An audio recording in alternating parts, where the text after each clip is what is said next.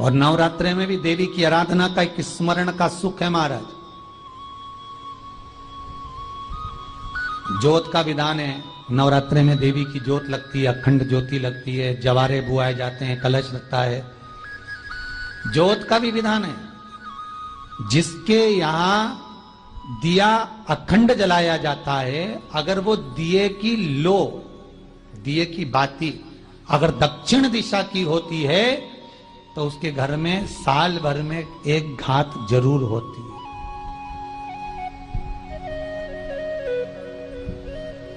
जो दिया अखंड जलता है उसकी बाती का मुख दक्षिण का नहीं होना चाहिए। अगर आपने देवी भागवत का स्मरण कराओ, देवी भागवत को अगर सुना हो, तो देवी भागवत में स्पष्ट किया गया कि पूर्व की ओर मुख करा हुआ दिया, अर्थात पूर्व की ओर ज्योत जो जलाई जाती है वो संपदा की वृद्धि करती है।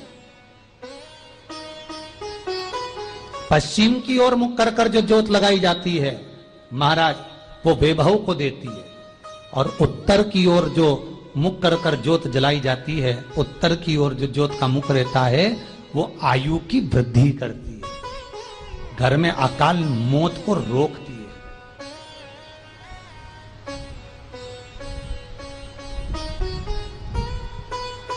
नवरात्रि का जो भाव तत्व है उसको भी अच्छे से समझ लेना।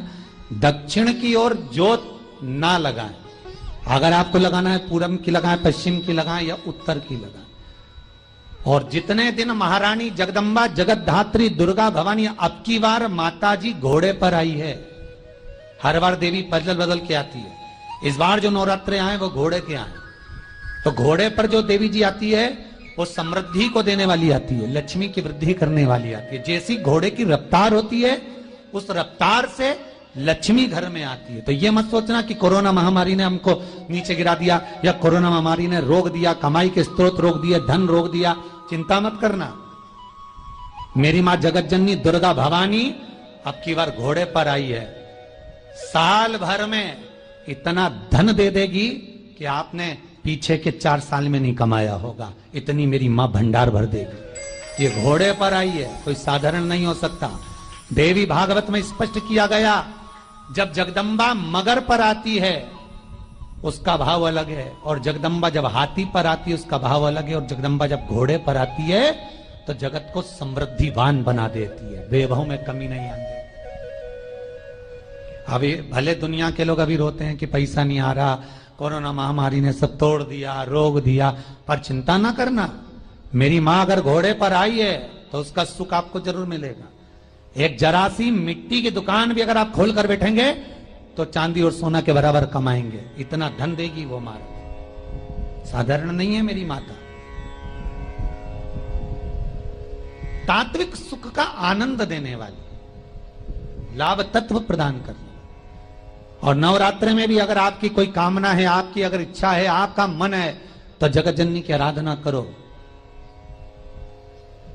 पति और पत्नी में अगर क्लेश है तो जगदम्बा के मंदिर में मक्खन चढ़ाओ, प्रेम बढ़ जाएगा। आपको लगता है कि पति कोई अन्य स्त्री से लगा हुआ है या परिवार टूट रहा है, तलाक तक पहुंच गया है, तो माता के मंदिर में आप ध्वजा लगवाइए, उस ध्वजा पर मक्खन लगाकर लगवाइए, आपको लाभ मिलेगा।